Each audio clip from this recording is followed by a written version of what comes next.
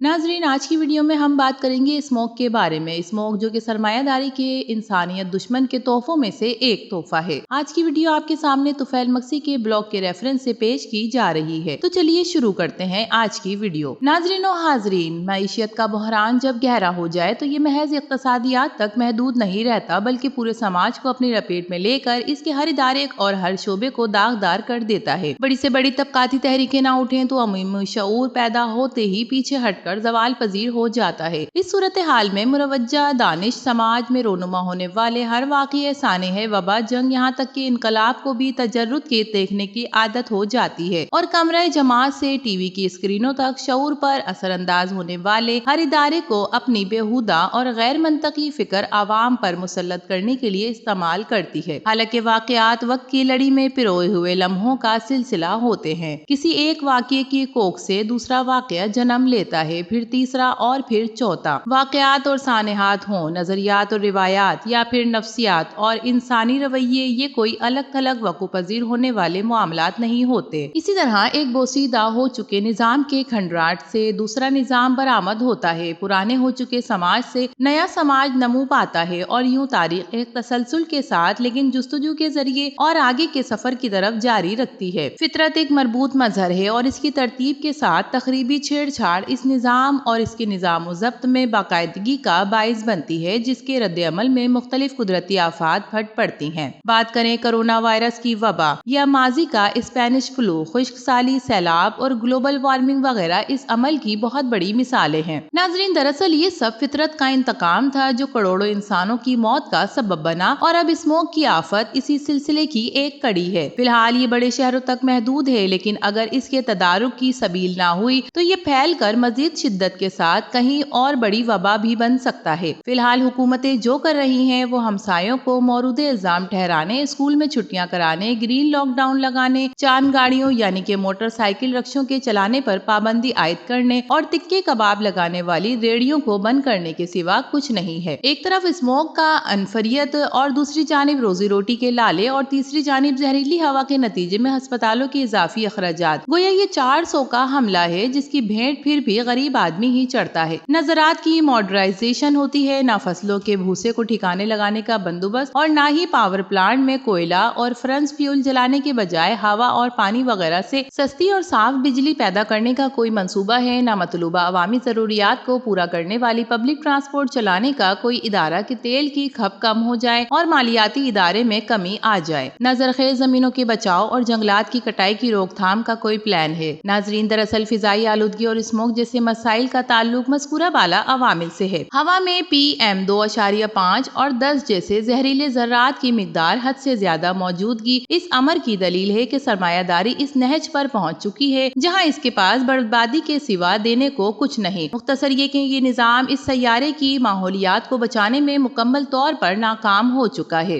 लाहौर शहर का air quality index 1100 का हिस्सा भी उबूर कर चुका है, जो कम अज कम होने के बजाय हर साल बढ़ रहा है। मुल्तान में सूरत हाल इससे बदतर है। दिल्ली के हालात भी ज्यादा मुख्तलिफ नहीं, हत्ता कि इस्लामाबाद, मरी और पेशावर जैसे निस्बतन सरसब्ज और कम शहरी इलाके भी इस जहरीली धुंध का शिकार बन रहे हैं। नाजरीन, बारिशों में कमी, आबी फिजाई, माहौलियाती आलूदगी और ग्लोबल वार्मिंग ऐसे मज़ाहिर हैं जो गहरे साइंसी तजर्बे का तकाजा करते हैं। इनमें निजी ट्रांसपोर्ट, हवाई जहाज, स्पेस रॉकेट्स और आमदोरफ्त के दूसरे जराए, इस्तेमाल होने वाला ईंधन और कार्बन के अखराज के सनती और दीगर जराए बुनियादी अवामिल हैं। ये तमाम के तमाम बराए रास्त मंडी की मईशियत, सरमाए की हाकमियत और कम वक्त कम पैदावारी लागत में ज्यादा से ज्यादा मुनाफा हासिल करने के पागलपन के साथ मुंसलिक है। महज फिजाई आलूदगी हर साल 7 मिलियन अफराद को निगल जाती है। WHO के मुकर्रर करा पैमाने के मुताबिक इस कुर्रा अर्थ के 99% आबादी आलूदा हवा में सांस लेने पर मजबूर है और पाकिस्तान जैसे पसमानदा मईशियत कार्बन के निस्बतन कम इखराज के बावजूद बड़े मुतासिरीन में शामिल है। सनती इनकलाब ने समाज की काया पलट कर रख दी। माशी तरक्की हुई, नई इजादात हुई, दरियाफ्तों के जहां आबाद हुए, तबकाती बुनियादों पर ही सही आसाइशों का सामान दस्तयाब हुआ, या कम अज कम एक तरफ पेशरफ जरूर हुई, लेकिन नस्ले इंसान को आज इसकी भारी कीमत भी अदा करनी पड़ रही है। सनत की भारी मशीनरी और इंजन का पहिया घुमाने के लिए तवानाई की जरूरत है। कोयले समेत फॉसल फ्यूल इस तवानाई का हिस्सा है और एक बुनियादी जरिया था, लेकिन नतीजा ये निकला कि इसके इस्तेमाल के साथ کاربن کے اخراج کی بھاری مقدار بھی ضرورت کے ذریعے آلودہ ہونے لگی۔ دوسری طرف صنعتی انقلاب زرعی سماج کے دہقان اور مزارع کو صنعتی شہروں کا رخ کرنے پر مجبور کیا۔ 1801 میں لندن اور ویلز کے ایسے شہروں میں آباد تقریباً 17% آبادی تھی جو کہ 1891 تک 72% ہو گئی۔ گنجان آبادیوں، صنعت کاری اور ایندھن کے جلاؤ نے ماحول کو سخت نقصان پہنچایا۔ آخری برفانی دور کے بعد رہائش کا قابل زمین کا 60% حصہ تقریباً جنگلات پر مشتمل تھا۔ اب حالت یہ ہے کہ منافع حاصل کرنے والے انسان نما درندوں نے اس کا ایک تہائی حصہ کاٹ ڈالا۔ اس پر المیہ یہ ہے کہ ایک تہائی کا اس سے آدھے سے آدھا حصہ محض گزشتہ ایک صدی میں کاٹا گیا۔ جنگلات اس لیے اہم ہیں کہ یہ زمین پر سانس لینے کا بنیادی ذریعہ ہے۔ ظلم یہ ہے کہ ایک طرف فضا کو گاڑیوں کی اخراج، فیکٹری کی چمنی کے دھوئیں، گھریلو گیس اور استعمال ہونے والے ہیٹنگ کولنگ سسٹم، کوئلے اور گیس وغیرہ کے پاور پلانٹ اور اسپیس راکٹ کے ایندھن کے ذریعے آلودہ کیا جا رہا ہے، اور اس کے ساتھ ساتھ بڑے پیمانے پر جنگلات کا صفایا بھی جاری ہے۔ یہاں خلائی مشن دوسرے سیاروں کی سیاحت پر بھیجنے کے بعد ہر طرف کامیابی کے شادیانے بجائے جاتے ہیں۔ ایسے ملکوں کو رش کی نظر سے دیکھا جاتا ہے۔ یہ حریف ملکوں پر ٹیکنیکی اور سفارتی برتری حاصل کرنے کا بھی ذریعہ ہے، لیکن اس سے خارج ہونے والی زہریلی گیسوں پر کہیں بات نہیں ہوتی۔ حقیقت یہ ہے کہ فضا میں بھیجا جانے والا ایک راکٹ لانچ ہونے کے بعد 300 سے 400 ٹن کاربن ڈائی آکسائڈ خارج کرتا ہے۔ ناظرین، 2022 میں ناسا کی ایک اسٹڈی نے انکشاف کیا کہ عالمی اسپیس انڈسٹری سالانہ 1.4 ملین ٹن کاربن ڈائی آکسائڈ کے اخراج کا سبب بنتی ہے۔ اکیلا اسپیس ایکس 2024 یعنی محض ایک سال میں 104 راکٹ لانچ کر چکا ہے۔ اس کے علاوہ 1750 کے اعداد و شمار کے مطابق فضا میں کاربن ڈائی آکسائڈ کی مقدار کم و بیش 270 ppm کے قریب تھی، یعنی فضا میں موجود دیگر 10 لاکھ مالیکیولوں میں کاربن ڈائی آکسائڈ کے ذرات کی تعداد، جو اب بڑھ کر تقریباً 415 سے لے کر 450 کے درمیان ہو چکی ہے۔ اس سے عیاں ہوتا ہے کہ فضا کس قدر تیزی کے ساتھ زہریلی سے زہریلی تر ہوتی جا رہی ہے، اور ان سب کے پیچھے ہر قسم کے جلنے والا فیوسل، ایندھن اور جنگلات کی کٹائی جیسے عوامل کار فرما ہیں۔ انسانی سرگرمیوں کے باعث فضا میں 30 بلین ٹن سالانہ کاربن ڈائی آکسائڈ کا اضافہ ہو رہا ہے۔ 18ویں صدی میں اب تک اس کی مقدار 40% سے زیادہ ہو چکی ہے۔ اس کے علاوہ دیگر گرین ہاؤس گیس کی مقدار بھی خطرناک حد تک بڑھ گئی ہے۔ یوں ہر طرف تباہی کا سامان بھرا ہوا ہے،